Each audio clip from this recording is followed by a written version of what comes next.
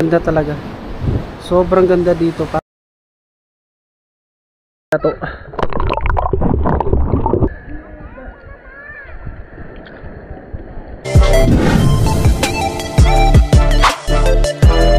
Pupunta na tayo ng Bilat. So bago tayo makarating doon, kailangan muna natin sumakay ng bangka.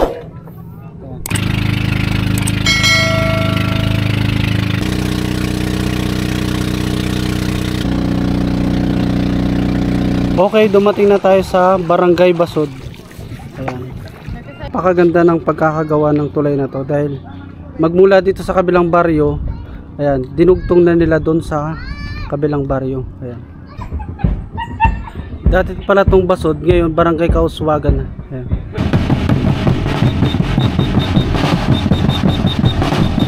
Bago tayo umalis, bago tayo makarating doon sa Bilat, kailangan pa natin sumakay ng habal-habal or single na motor. So, medyo maingay doon dahil may nagpa-practice ng combo ba yun? Hati-hatihan yan. Hati-hatihan. Magpipesta dito. Sobrang ganda ng ride. Ang laki naman pala ng kalsada dito, no? Hindi na nakakatakot. Pagbaba natin ng habal-habal, ayan, lalakarin naman natin tong ginawa nilang tulay papunta naman dun sa mismong tourist spot. Dala-dala akong baon namin. Ayan, saging. Ito yung dadaanan natin. Yung ilalim ng tulay na to is mga pakawan. Ayan.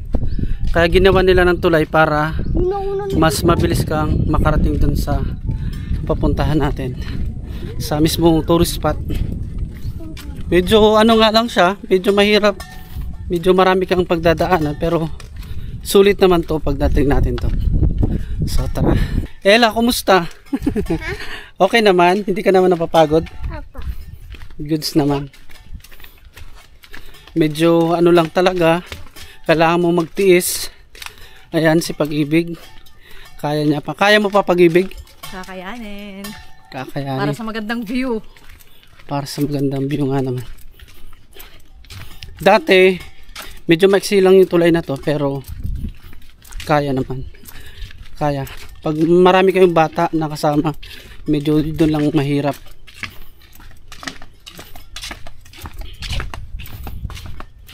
Tapos kung pupunta pala kayo dito, kailangan nyo ng tour guide kung hindi kayo taga rito. Pero dahil taga rito kami, hindi na namin kailangan ng tour guide. So yung ayan guys, bawal dalhin yung pagkain doon sa mismong tourist spot. So mayroong mga ano dito, mga cottages. Dito natin iiwan yung mga pagkain. Ayan, may mga nagtitinda rin dito. Kasi iniingatan nila na hindi magkaroon ng kalat yung rock formation.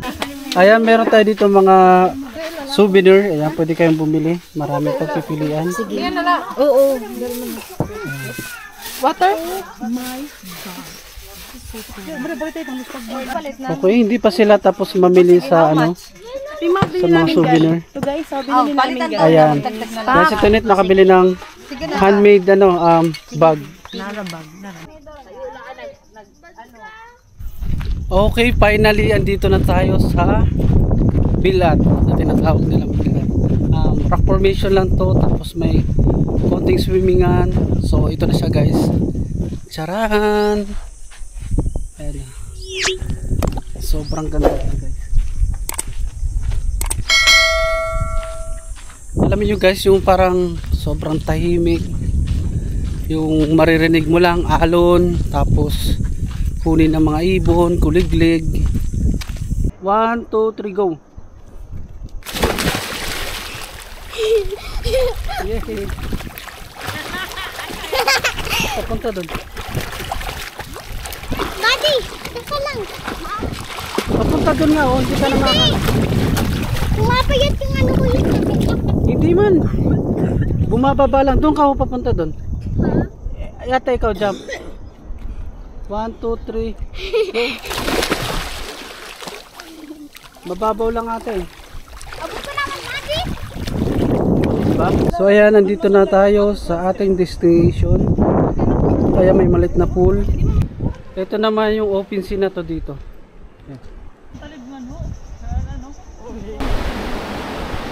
Sobrang ganda ng view. Open sea na yan dyan. Tapos ito yung pinakamalaking bato. Ayan si Annalyn. Ayun, may tao dun sa hi ka dyan, hi! Last year, sobrang daming dumi dito dahil hindi nila pinagbabawal yung pagdala ng pagkain dito. Pero ngayon dahil binawal na, ayan, sobrang linis na, parang ano na siya, yung pure nature lang talaga, parang akala mo Virgin Island. Ayan. So ngayon, aakyatin naman natin ito. Try natin ito, puntahan. Sige. So ayan, medyo mahirap akyatin. Dahil may mga masukal na bato. Sige, dito. Tapos, pawak ng camera. Hindi, ma'am sa mubo. Hindi. Meron din sa atin siya nagsaka.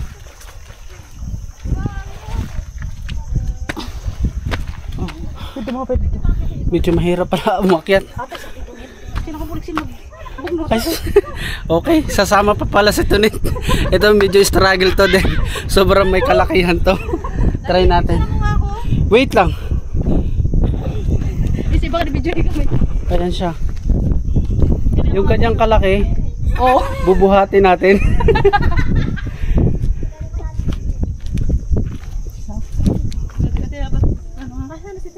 Ayan si Tunit.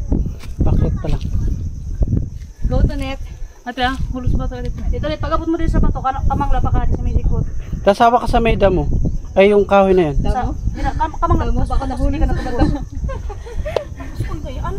Naka-short la ako. Sige. Sige. Ay kasi pagtutuhod. Ay, pagtutuhod. Kuha na lang. Ang tubad na tuwad ay pagtutuhod.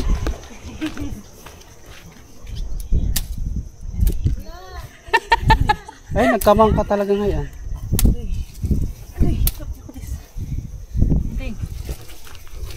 Grabe naman. Hindi ang tugtog na ha. Dalawa.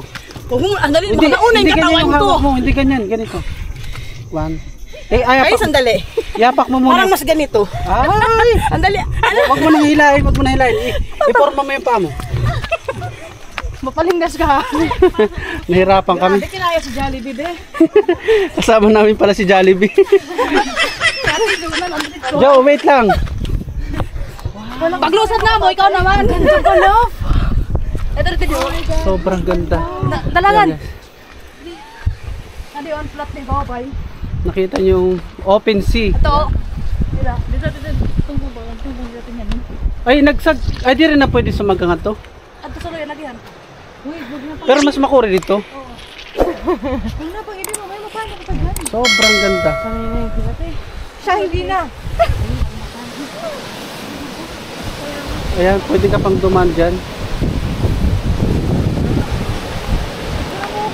Wait lang. Para ka nasa paraiso. Okay nga din saan ko, ano, tambayan. Pwede inuman. Tapos pag nahubog-hubog, yan ito ba dito hubog? Yan, hindi ko para sa mga matutulog. Grabe. Sobrang ganda rito sa taas talaga. Alam mo, parang ano, ang tahimik ng lugar. Tapos mga ano lang maririnig mo. Tapos yan, may maganda kang katabi. Sobrang ganda dito mamasyal. Tapos pag andito ka sa top, kita mo buong ano, yung nakikita mo yung buong ano, mga bundok.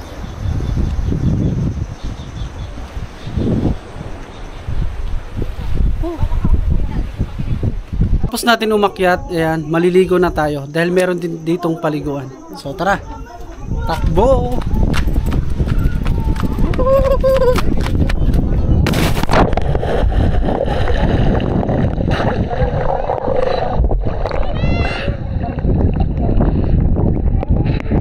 Ang babaw lang mo. Say hi! Ang dami na rin nagpupunta rito mga turista. Ayan.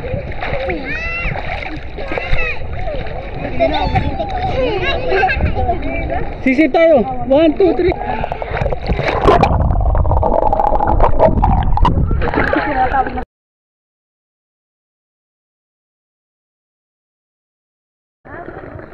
Kukuha muna tayong lato.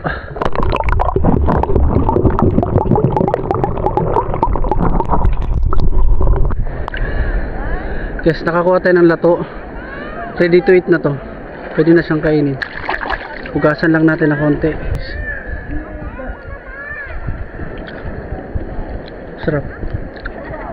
Fresh na fresh. Maalat na manamis-namis para sa akin. Isa pa. Okay, tapos na tayo maligo. Katapos natin maligo, kakain muna tayo dahil sobrang sarap kumain pagkatapos maligo. Yan ang ano. Yan ang gawain dito. Okay. Yan. May mga bagong dating na rin ngayon.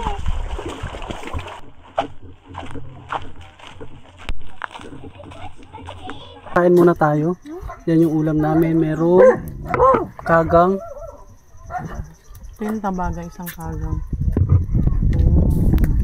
Unlimited bakam. Tapos ito si Ate Yang Yang. Sobrang takaw dahil ang sarap kumain sa dagat. Ito namang ating pag-ibig na walang kasawan sa crab. Kasi walang ganito sa Pampanga. Kasi walang crab sa Pampanga dahil sobrang mahal. At ito naman si Joanne. Hindi kumakain ng crab ng kaunti. Kailangan marami.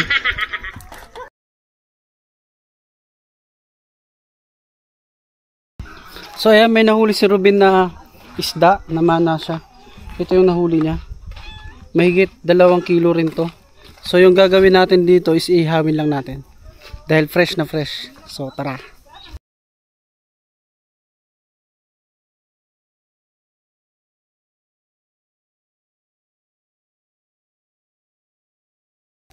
Yung huli niya. Guys, nag-enjoy pa lahat? Yes! Sobrang enjoy na nabitin pa nga kami eh. Ayan. Sobrang nabitin kami dahil yung bangka gagamitin. Yung alak. Ayan. See you next week pag hindi ako busy. Ayan. Marami pa tayong gagawin. Ayan, abangan nyo naman yung sa pagpupunta namin sa bundok.